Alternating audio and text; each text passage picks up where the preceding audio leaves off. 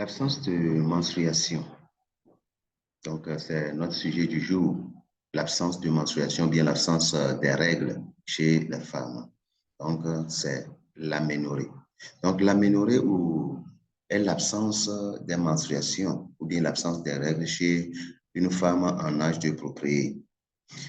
Et aujourd'hui, il y a plus de 2 à 5% de femmes qui sont touchées par l'aménorrhée. Il s'agit d'un symptôme dont il est important de connaître la cause. C'est l'absence des règles est tout à fait naturelle lorsque, par exemple, la femme est enceinte ou bien, par exemple, lorsque la femme est à l'aide ou bien la femme est proche de la ménopause. Mais en dehors de ces situations, elles peuvent être un signe révélateur d'un stress chronique ou d'anorexie ou d'un trouble de la glande thyroïde. Donc, ça peut être issu également d'une forte émotion, parce que des fois, l'émotion aussi bloque les règles. Ouais. On distingue l'aménorrhée primaire et l'aménorrhée secondaire. On parle d'aménorrhée primaire lorsque déjà jusqu'à l'âge de 16 ans, les règles ne sont pas encore déclenchées chez une jeune fille. Mais pourtant, il y a les autres caractères sexuels secondaires qui apparaissent. Par exemple, le développement de la poitrine, les pilosités sur le pubis, aux aisselles et la répartition des tissus adipeux aux hanches, aux fesses et aux cuisses. Ouais. Et nous avons également l'aménorrhée secondaire. L'aménorrhée secondaire, lorsqu'une femme qui voyait ses règles avant, une femme qui a été déjà menstruée, cesse de l'être pour des raisons, une raison ou une autre, sur une période de 3 à 6 mois. Là, on parle d'aménorrhée secondaire. Ouais. Donc, c'est un sujet préoccupant parce que si la situation se présente comme ça, et vous savez bien que vous ne prenez pas les pilules, alors rapidement, il faut se faire consulter. Mais il faut également noter, chez les femmes qui sont sexuellement actives, qui ne prennent pas de contraceptif hormonal, donc vous devez obligatoirement passer, si la situation se présente, vous devez faire un test de grossesse, déjà avec 8 jours ou bien plus de 8 jours d'absence, il faut premièrement faire un test de grossesse pour voir ce qui se passe. Ouais. Donc, quelles sont les causes? Bon, nous allons parler de certaines causes. Comme je l'avais déjà mentionné, il y a la grossesse. La grossesse qui est la cause la plus fréquente d'aménorrhée secondaire. Elles doivent être la première suspectée chez la femme qui est sexuellement active. Ouais. Donc, en dehors de la grossesse, il y a un retard de puberté sans gravité. Ouais. Donc, c'est la cause la plus fréquente d'aménorrhée primaire. Donc, l'âge de la puberté se situe normalement entre 11 ans et 13 ans, mais elle peut varier beaucoup en fonction de l'origine ethnique, de la localisation géographique, de l'alimentation et de l'état de santé de la jeune fille. Ouais. Donc, ce sont quelques-uns de ces facteurs qui peuvent être à la base. Maintenant, l'allaitement. Souvent, les femmes qui allaitent n'ont pas de menstruation. Cependant, il faut noter qu'elles peuvent quand même avoir une ovulation durant cette période et donc une nouvelle grossesse peut apparaître. Ouais. Donc, mais notez bien que l'allaitement suspend l'ovulation et protège contre la grossesse à 99% seulement si le bébé prend exclusivement le sein. Et si le bébé a au moins 6 mois, ouais, 99%, pas 100%. Ouais. Donc, c'est autre facteur. Donc, il y a également l'arrivée de la ménopause. Parce que la ménopause est l'arrêt naturel des cycles menstruels survenant chez la femme âgée de 45 à 55 ans. Et la production d'estrogène, dans ce cas, diminue. peu à peu, ce qui fait que les menstruations deviennent irrégulières, mais disparaissent complètement avec le temps. Voilà, il peut se produire des ovulations de façon sporadique durant les 2 ans qui suivent l'arrêt des menstruations. En dehors de ça, nous avons la prise d'une contraception hormonale. Donc, les règles qui suivent entre 2 plaquettes de pilules ne sont pas des règles liées à un cycle ovulatoire, mais des saignements de privation à l'arrêt des comprimés. Certaines de ces pilules diminuent les saignements qui parfois, au bout de quelques mois ou bien quelques années de prise, peuvent ne plus se produire. Donc, le dispositif intra-utérin également, c'est-à-dire le stérilet hormonal, et le dépôt-provera injectable, des pilules contraceptives en continu, les implants Norplan, les Planon peuvent entraîner une aménorrhée. Donc, elle n'a pas de gravité et témoigne de l'efficacité contraceptive. C'est-à-dire l'utilisatrice se trouve souvent en état hormonal de grossesse et n'ovule pas. Donc, elle n'a donc pas de cycle ni de règles. Ouais. Autre facteur, c'est l'arrêt de la prise d'un moyen contraceptif, c'est-à-dire les pilules anticontraceptionnelles, par exemple les Depo-Provera, les stérilés, au bout de plusieurs mois ou plusieurs années. Donc, il est possible qu'un délai de quelques mois soit nécessaire avant que le cycle normal d'ovulation et de menstruation se rétablisse. Donc, on l'appelle aménorrhée post-contraceptive. En effet, les méthodes de contraception hormonale reproduisent l'état hormonal de la grossesse et peuvent donc suspendre les règles. Et celles-ci peuvent donc mettre un certain temps avant de revenir. Vous voyez.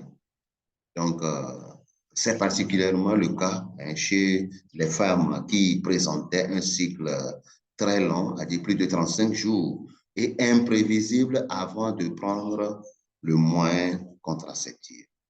Donc, l'aménorrhée post-contraceptive n'est pas problématique et ne compromet pas la fécondité utérine. Voyez? Les femmes découvrent, ou bien les femmes qui découvrent qu'elles ont des problèmes de fécondité après contraception, les avaient déjà auparavant. Mais du fait de leur contraception, elles n'avaient pas testé leur fécondité. Là, il faut tester la fécondité. Autre facteur, c'est la pratique d'une discipline ou d'un sport exigeant, comme par exemple marathon, culturisme, gymnastique ou le ballet professionnel. Là, l'aménorrhée sportive serait attribuable à l'insuffisance de tissu gras ainsi qu'au stress auquel le corps est soumis. Là, on observe un manque d'estrogène chez ces femmes. Il peut s'agir pour le corps de ne pas gaspiller inutilement de l'énergie puisqu'il subit souvent une diète pauvre en calories. Et l'aménorrhée est de 4 à 20 fois plus fréquent parmi les athlètes que dans la population générale. Un autre facteur, ce sont les stress ou un choc psychique. Vous voyez, les stress ou bien un choc psychique. J'avais parlé avant de l'émotion. Donc, l'aménorrhée dite psychogène résulte d'un stress psychologique. Ouais, par exemple, un décès, un divorce, perte d'emploi, aussi, il faut aussi parler des changements climatiques, un voyage, par exemple.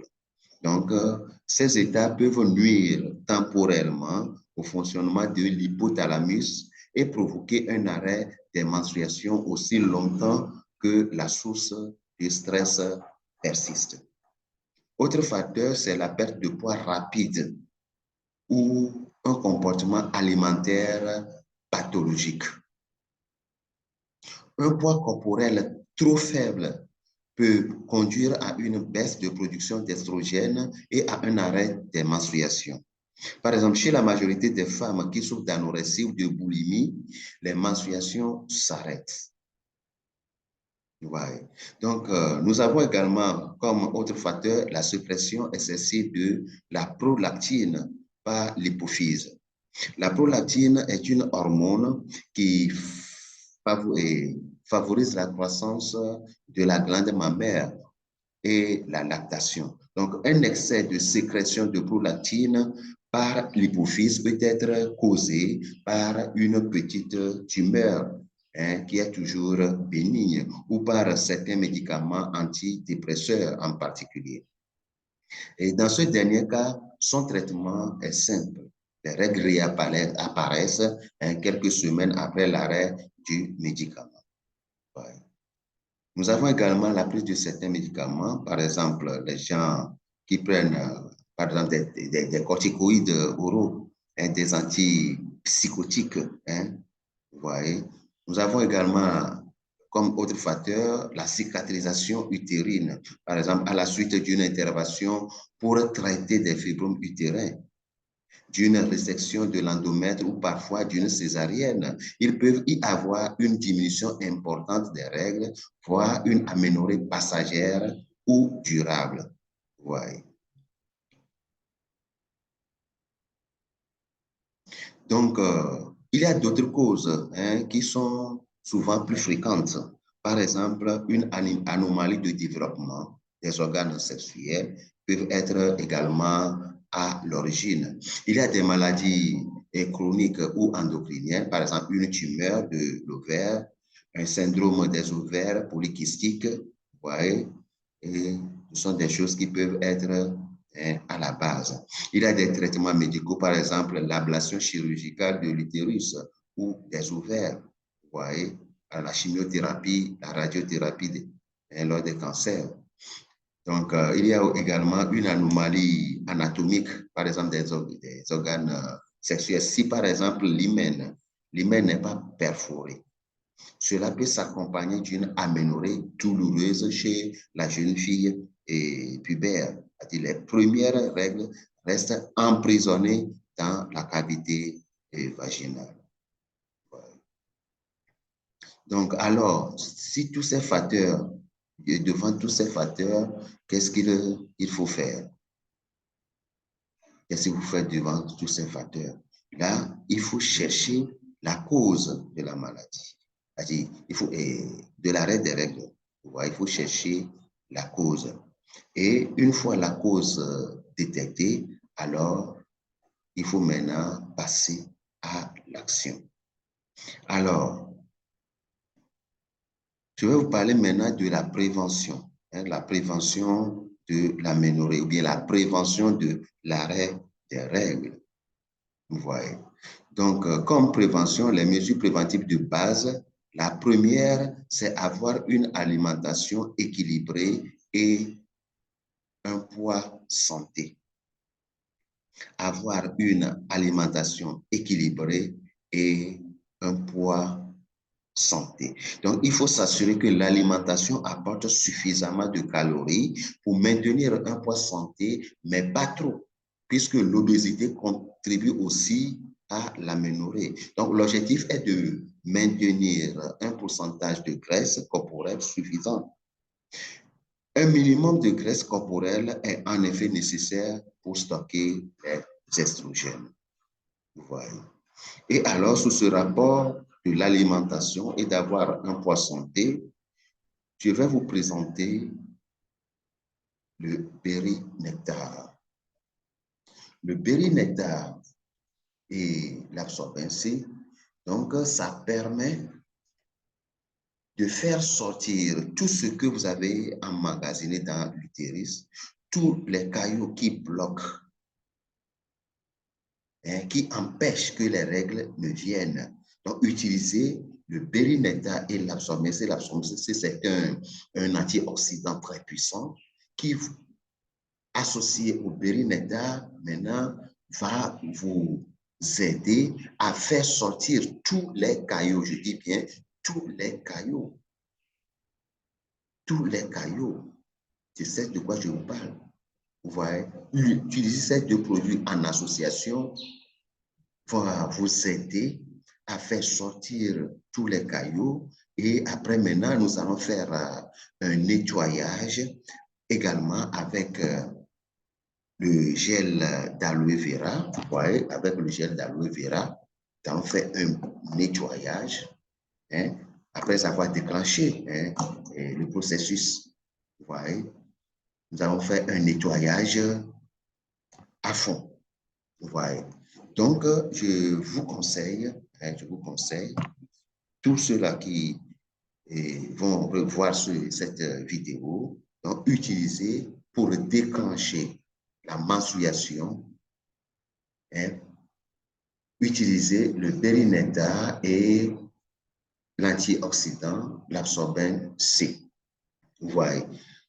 Donc, toutes les jeunes filles qui ont des problèmes de règles, par exemple règles douloureuses, des règles irrégulières, alors utilisez ces deux produits, le Bérinetta et l'absorbent C. Voilà. Donc, ceux qui en ont utilisé ont témoigné parce que ça fait sortir tous les pourritures, tous les cailloux, vous voyez, et après vous allez voir que le cycle est réglé. Vous voyez. Mais toutefois, après l'utilisation de ces deux produits, il faut nécessairement un nettoyage, nourrir et rétablir la flore vaginale avec le gel d'aloe vera et le Probi. Le Probi, je ne l'ai pas à côté ici. Vous voyez, pour rétablir maintenant la flore vaginale. Vous voyez. Maintenant, chez ceux-là qui ont des problèmes d'hormones, hein, qui est à la base de l'aménorrhée, alors je vais vous conseiller d'utiliser, associer maintenant, après avoir utilisé, lavé hein, l'utérus, rétablir la flore intestinale, il faut maintenant utiliser le Vitalize Femme associé avec Multimaca. Là, ici, dans ce cas, nous tendons vers le rétablissement des ovules, des hormones, c'est-à-dire surtout ceux-là qui n'ont pas encore conçu, c'est-à-dire qui n'ont pas encore donné d'enfant.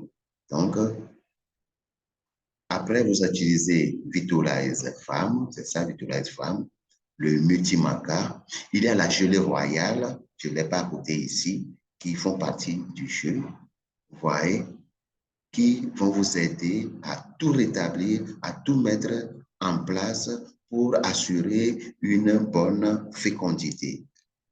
Et le lithium, vous ajoutez lithium à ceux-là qui avaient des problèmes d'infection sexuellement, infection sexuelle, vous ajoutez lithium.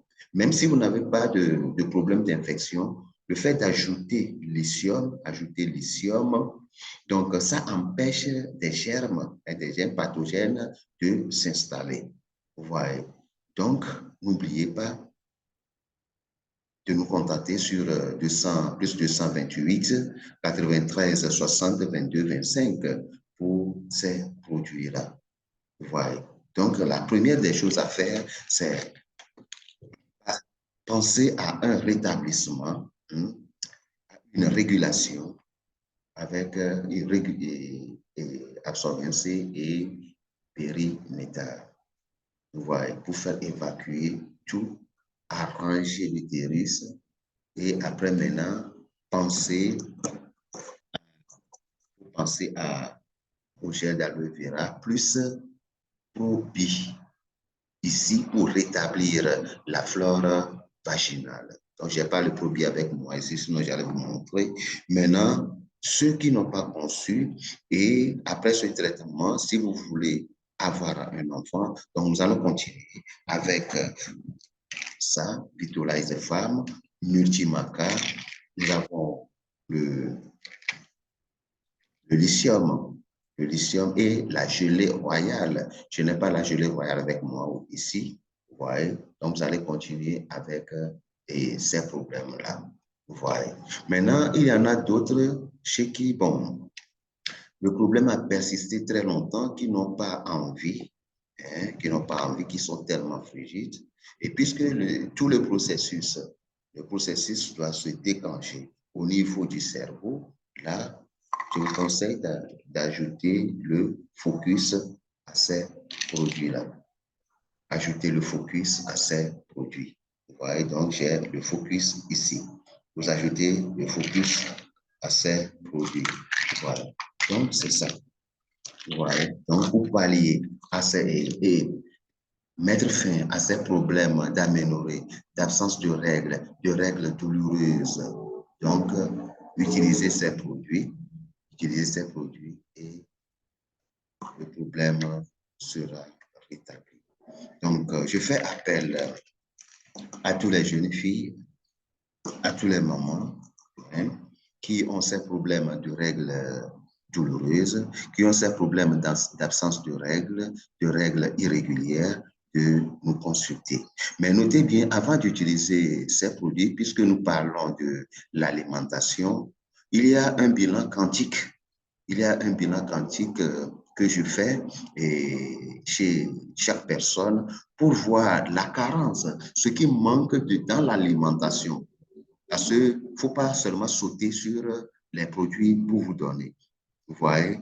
Donc, il faut un bilan quantique. Je vais vous montrer. Nous faisons un bilan rapide, un petit scanner pour vérifier l'état de ces organes. Avant, ici, j'ai l'appareil quantique. Ici, c'est ça, l'appareil quantique. Vous voyez, l'appareil quantique. Donc, je fais un bilan quantique avant de vous conseiller les produits, voir ce qui est à la base de votre problème, ce qui manque dans votre alimentation. Et suite à ça, à ce bilan, au résultat de ce bilan, et d'autres bilans que je vais vous demander, d'autres bilans sanguins. Ici, c'est un bilan nutritionnel. Et je vais vous demander d'autres bilans sanguins que vous allez faire également à l'hôpital. Et suite à ça, maintenant, nous allons passer aux produits. Donc, beaucoup de personnes qui m'ont déjà abordé sont satisfaits, que ce soit sur le plan national et sur le plan international. Beaucoup de personnes sont déjà satisfaites et je pense que ce sera également votre cas. Alors, n'oubliez pas le numéro plus 228 93 60 22 25. Contactez-nous sur ce numéro et vous allez voir votre problème résolu. Ouais. Donc, je vous souhaite bonne écoute. Écoutez bien, notez bien tout ce qui se passe et écrivez-nous sur le même numéro ou bien appelez directement. Ouais. Vous pouvez également visiter notre site YouTube intitulé Ulatop Santé ou bien notre site et notre page TikTok et Ulatop Santé Cosmétique. Ouais. Donc, pour d'autres recherches, d'autres astuces. Ouais. Donc, passez une très excellente journée et bye bye.